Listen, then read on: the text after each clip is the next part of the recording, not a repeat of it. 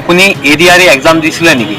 আপুনি ADRE third grade fourth গ্ৰেডৰ পৰীক্ষা দিছিলে নেকি? তেতিয়াহ'লে শুনক, মুখ্যমন্ত্ৰী ডাঙৰীয়া এটা নতুন পদক্ষেপ আজি কেইদিনমানৰ পৰা ফেচবুকটো খুলিলে এটা নিউজ মই পাই আছোঁ। তো সেই নিউজটো অকণমান মই আপোনালোকৰ আগত ক'ব বিচাৰিছোঁ।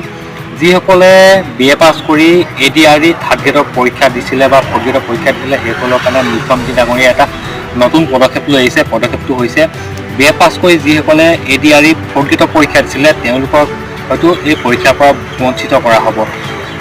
কথাটো এনেকুৱা ধৰণৰ, BA পাছ কৰি যিসকলে ফ'ৰ্থ গ্ৰেডৰ পৰীক্ষা দিছিলে, তেওঁলোকৰ বিৰুদ্ধে আপোনালোকে অভিযোগ দাখিল কৰিব পাৰিব। আৰু মুখ্যমন্ত্ৰী ডাঙৰীয়াৰ এই নতুন পদক্ষেপটো সঁচাকৈ শলাগ ল'বলগীয়া। যিহেতু ধন্যবাদ জনাইছোঁ মুখ্যমন্ত্ৰী ডাঙৰীয়া। নহ'লে বহুতো পৰীক্ষাৰ্থী এই পৰীক্ষাটোৰ পৰা পাছ কৰিলেও বহুতো বঞ্চিত হ'বলগীয়া হৈছে। সেয়েহে মুখ্যমন্ত্ৰী ডাঙৰীয়া যিটো নতুন পদক্ষেপ তেওঁলোকে দাঙি ধৰিছে, তেওঁক মোৰ ফালৰ পৰা বহুত বহুত ধন্যবাদ জনাইছোঁ। যিহেতু